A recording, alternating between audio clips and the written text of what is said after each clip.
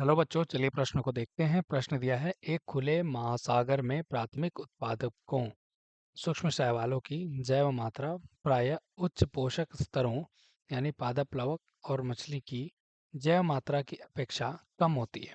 जैसा कि नीचे दिए गए जैव मात्रा के उल्टे पिरामिड में दर्शाया गया है।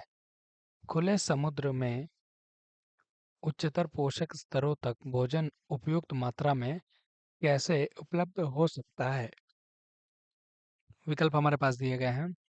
सूक्ष्मदर्शी प्राथमिक उत्पादक उच्च गुणवत्ता युक्त भोजन का स्रोत है। सूक्ष्मदर्शी प्राथमिक उत्पादकों में वृद्धि व प्रजनन की उच्च दरें पाई जाती है। सूक्ष्मदर्शी प्राथमिक उत्पादक बहुतायत में होते हैं। उच्चतर पोषक स्तरों में असमतापी जंतु होते हैं जिन्हें अधिक भोजन की आवश्यकता नहीं होती है। तो इस प्रश्न की मुख्य अवधारणा को समझते हैं। मुख्य अवधारणा मुख्य अवधारणा यह जो संबंधित है, यह पोषक स्तर से संबंधित है। पोषक स्तर यानी पोषक स्तर की अगर हम बात करें तो यानी यहाँ पोषक स्तर में ऊर्जा की पूर्ति से संबंधित है कि आखिर कैसे यहाँ पर पहुँच रहा है। तो जैसा कि हम यहाँ चित्र में देख पा रहे हैं, यहाँ पे हमें उल्टा पिरामिड दिया गया है, जो कि अगर हम देखें तो ये संरचना कुछ ऐसे बनेगी। तो अगर हम बात करें तो यहाँ पर हम देखेंगे सबसे पहले यह जो है, यहाँ पर देखने को मिल रहे हैं उत्पादक। उत्पादक सामान्यतः इन्हें हम क्या बोलते हैं? पादप प्लवक या फाइटोप्लैंक्टन हम बोलते हैं। ये होंगे पादप प्लवक या फाइटोप्लैंक्टन, हम इन्हें बोलेंगे। और जिनकी संख्या हम देख रहे हैं कि तुलनात्मक रूप से इनका अगर जैव भार देखें या जैव मात्रा देखें तो इनकी कम है। तो अगर हम बात करते हैं सूक्ष्मदर्शी प्राथमिक उत्पादक उच्च गुणवत्ता युक्त भोजन का स्रोत है।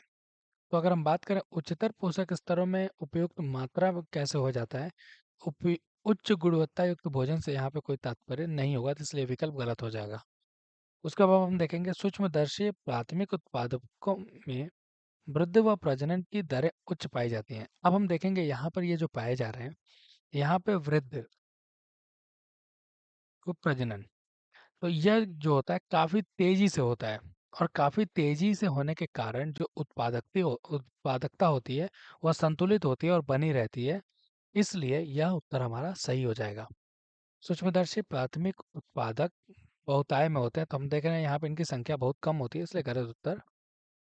उच्च पोषक स्तरों में असमतापी जंतु होते हैं जिन्हें अधिक भोजन की आवश्यकता